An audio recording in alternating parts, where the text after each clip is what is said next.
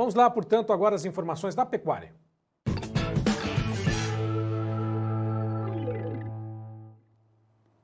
Vamos atualizar os preços, também as cotações, começando pelo mercado futuro, lá na B3, depois do anúncio que foi divulgado para a retomada das importações de carne bovina pela China depois de 103 dias. O dezembro já sobe a 321,45, apesar de estar na reta final do vencimento, sobe 3,16%, dispara o janeiro a R$ 334,10, alta de 3,85%, arroba negociada para o fevereiro, R$ 334,90, alta de 3,84%, o março, R$ 329,70, sobe 3,37%. O indicador CPE-ESAL, que ontem ainda não precificava essa volta, R$ 310,40, recuou 1,88% ontem. Quanto ao mercado físico, vamos às cotações também, a apuração feita pela Scott Consultoria, já colocar na apuração de hoje, também alguns negócios ainda não tinham refletido esta volta da China e a atuação principalmente dos pequenos frigoríficos no mercado. Os grandes estão com alongamento de escalas nesse momento. De qualquer forma, São Paulo 305,50 à vista, 307,50 no prazo, Minas Gerais ao norte 313,50 à vista, 305,50 no prazo. Oeste da Bahia 313,50 à vista, 305,50 no prazo. Marabá 274 à vista, 276 no prazo. Já descontado o fundo real e, sem dúvida, ainda não refletindo esta volta da China às negociações. Agora sim, vamos retomar o contato ou fazer o contato com o Fernando Iglesias, que da agência Safras, que vai comentar conosco esta boa notícia para o mercado nesse finalzinho de 2021, né, depois de 103 dias, que é a volta da China à compra de carne desossada, né, com animais bovinos abaixo dos 30 meses. Antes de mais nada, muito obrigado pela participação. Fernando, é um prazer tê-lo mais uma vez conosco. Boa tarde a todos. É um prazer estar aqui mais uma vez e agora comentando uma ótima notícia, né? Um grande presente de Natal. Eu acho que eu estou sem o áudio do Fernando Iglesias. Sim. Agora, Fernando, agora sim, eu retomei o contato contigo. Agora sim, boa tarde. Boa tarde. Boa tarde a todos. É um prazer estar aqui mais uma vez e agora comentando uma ótima notícia, né? Um grande presente de Natal para o mercado do boi aqui no Brasil. A notícia que todo mundo aguardava é esse recredenciamento das exportações brasileiras de carne bovina para o nosso principal importador, que é a China. Então, notícia espetacular, a B3 já está repercutindo isso a manhã inteira, o dia todo, altas de quase 4%, então o mercado está precificando isso de uma maneira bem rápida. Físico travou, mas no futuro a gente já está vendo movimentações aí. Bom, eu vou fazer uma pergunta óbvia. O que representa essa volta da China para o setor? É importantíssimo. Isso era essencial para o mercado brasileiro. A gente tem que pensar que 50% do volume do que o Brasil exporta vai com destino ao mercado chinês, 57% se a gente considerar Hong Kong também nessa composição. Então, são volumes importantes, são receitas importantes para o setor, que habilita aí um primeiro bimestre de maior otimismo. A gente entrava num primeiro bimestre agora, em que o nosso consumo interno é muito debilitado. A gente tem IPTU, IPVA, compra de material escolar. Tudo isso gerava um pessimismo em relação à demanda doméstica no primeiro bimestre. Faltava um elemento novo de demanda que justificasse a manutenção do boi gordo no patamar de 320, 330 ou até mesmo acima disso. Veio a China e ele é esse fator que tem potencial para manter a arroba do boi gordo bastante valorizada no primeiro bimestre. Bom, sem a China houve uma valorização com chegada das chuvas e mesmo aquém do consumo interno de carne, como você mesmo disse, e a gente observa, patina um pouquinho, né, por causa dessa questão econômica. Agora, dá para poder falar que já temos aí no começo do ano um piso para a arroba do boi gordo, observando o que acontece no mercado futuro, ou ainda é cedo? Não, ainda está muito cedo, o mercado está digerindo essa notícia, né? Para você ter ideia, em relação a frigoríficos, eles têm todo um nó logístico ainda a ser desatado.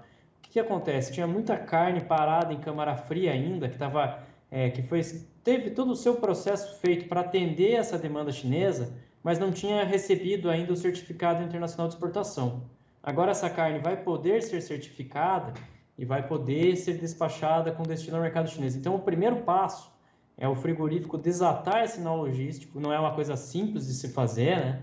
mas de qualquer forma já é um sinal muito positivo, né? Para aí sim começar a pensar em buscar novas compras de animais, padrão China, etc. Já gerou um efeito psicológico muito positivo no mercado, tanto que a oferta sumiu, não tem mais volumes de animais ofertados em grande proporção e os grandes frigoríficos fora da compra de gado, estudando quais as melhores estratégias para serem adotadas aí nos próximos dias. Então, o mercado mudou da água para o vinho realmente nessa quarta-feira.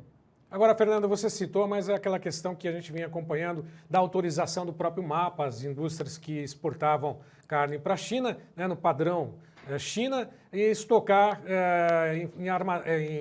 em estoques na própria área da indústria, enfim. Né, essa carne que estava estocada até hoje vai poder ser certificada e exportada desde que atenda aos requisitos da China, é isso, né? Exatamente. Felizmente que seja assim, né? Isso é um nó muito grande para os frigoríficos. A gente tem que pensar que esse estoque que está parado ali, ele representa um custo. Não é algo barato a manutenção do estoque. Então, agora essa questão vai começar a se resolver, vai começar a desatar esse nó realmente que se formou em toda essa logística dentro dos frigoríficos.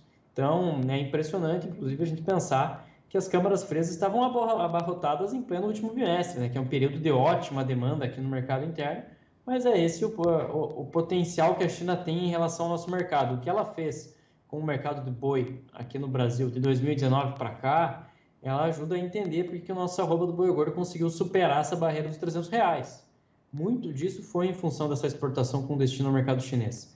Ela tende a manter um bom ritmo de compras em 2022, possivelmente não no mesmo ritmo de janeiro a setembro de 2021, por todos os problemas que a suinocultura chinesa apresentou nesse ano, mas ainda assim é um grande volume com potencial de manter os preços do boi gordo em patamar elevado aqui no mercado interno. Bom, agora a gente pode considerar que a China voltou, entre aspas, por cima nesta situação toda, porque animais com menos de 30 meses são garrotes, novilhas, ela vai comprar e vai receber um produto melhor do que ela recebia até então? Na verdade, a China já tinha uma preferência por animais de até 30 meses de idade, ela já buscava animais jovens, ela não estava fazendo nada muito diferente disso. As especificações não mudaram tanto assim. Então, para o mercado chinês, esse animal jovem ele é mais apreciado, ele tem essa preferência, enfim. E isso faz uma grande diferença até para a nossa evolução do mercado aqui, um ciclo pecuário que vem se encurtando ao longo dos anos, com essa preferência do mercado por animais cada vez mais jovens. Então, ficar atento em relação a isso também. Bom, não se falou ainda com relação à negociação de preços, a indústria alega aí prejuízos durante esse período, chegam talvez a 2 bilhões de dólares, pelo menos informações na própria indústria, não tenho essa confirmação, mas de alguma forma o ciclo pecuário está aí. Será que a partir de agora nós teremos uma redução ainda maior do abate de fêmeas, visando a produção de bezerros, visando novamente o fornecimento dessa carne padrão, desse animal padrão China nos próximos meses, próximos anos, até a China voltar aí com uma outra situação qualquer, não? Contanto que o preço seja interessante ao pecuarista, a retenção de fêmeas vai se manter. A gente já vê esse movimento de retenção de matrizes desde o segundo semestre de 2019. Então a gente já vê, tanto que 2021 é um ano de abate muito deprimido. Ele estava até mesmo de janeiro a setembro, antes desse embargo, o volume de animais abatidos no Brasil ele já era bastante reduzido. Já estava num patamar historicamente baixo. Agora, com a curva de preços mantendo num patamar interessante, a gente vai ver uma manutenção dessas estratégias de retenção de fêmeas e assim por diante.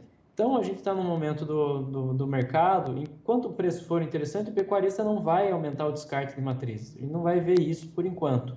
Lógico, e como isso está acontecendo desde 2019, é bem provável que em 2022 a gente veja um aumento da oferta de bezerro, de boi magro, das categorias de reposição. Até porque isso daí já está vigorando há um bom tempo, essa retração do volume de matrizes sendo abatidas, né? Isso vai gerar consequências a partir do próximo ano. Pecuária é uma atividade de ciclo longo, né? Então, esses movimentos de retenção, eles demoram a aparecer, demoram a alterar os padrões do mercado.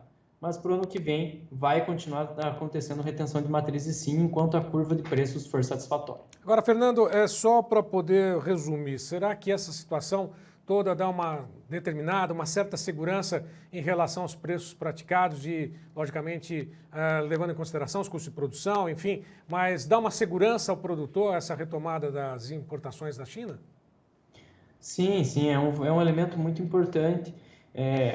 Os últimos 100 dias aí, desde que começou esse embargo, foram muito tumultuados aqui no Brasil, na cadeia pecuária, uma volatilidade que não é comum para o mercado do boi gordo, e isso acaba afetando até mesmo nas decisões de reinvestimento no rebanho, etc. Isso dá um norte para o mercado, dá uma certa tranquilidade, que vai manter aí um padrão de exportação, um padrão de consumo que é muito interessante. Precisa disso, né, dessa segurança realmente.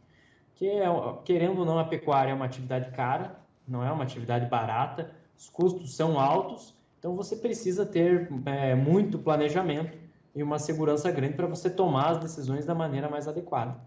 Bom, finalzinho de ano, geralmente os negócios escasseiam um pouco, as indústrias grandes estavam com alongamento de escalas, a indústria de menor porte estava atendendo aí algumas compras pontuais. Daqui para adiante, será que o mercado realmente, como você mesmo disse, vai travar? Negócios efetivamente serão realizados a partir do preço ser estabelecido, das negociações aí terem um equilíbrio?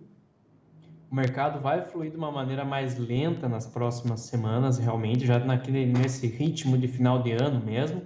E, de qualquer maneira, só essa notícia já gera um efeito psicológico muito positivo no mercado.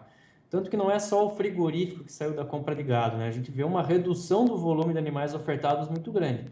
Isso quer dizer que o pecuarista está aguardando o melhor momento para negociar. E como a pastagem apresenta boas condições, ele tem uma capacidade de retenção interessante.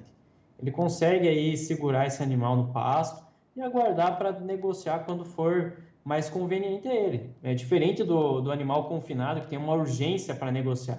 O pecuarista não tem essa urgência nesse momento, ele pode segurar um pouquinho mais, pode aguardar o melhor momento para negociar o seu rebanho. Tá certo. Alguma consideração mais, algum recado para o pecuarista que nos acompanha nesse momento, Fernando? Sim, é um recado que eu gosto de deixar em grande parte das entrevistas, é o seguinte: nesses anos de volatilidade, o pecuarista brasileiro ele não se priva de fazer investimento em melhora de manejo, genética, etc. Não dá para você operar num mercado assim descoberto. O mercado hoje tem ferramentas de hedge, ferramentas de proteção que são muito importantes, com capacidade para você manter os seus ganhos, manter a sua rentabilidade média, mesmo em um ambiente de grande incerteza. Então tem que ter muita atenção em relação a isso, essa proteção precisa ser feita para evitar esses prejuízos, para evitar dor de cabeça nesses momentos de volatilidade.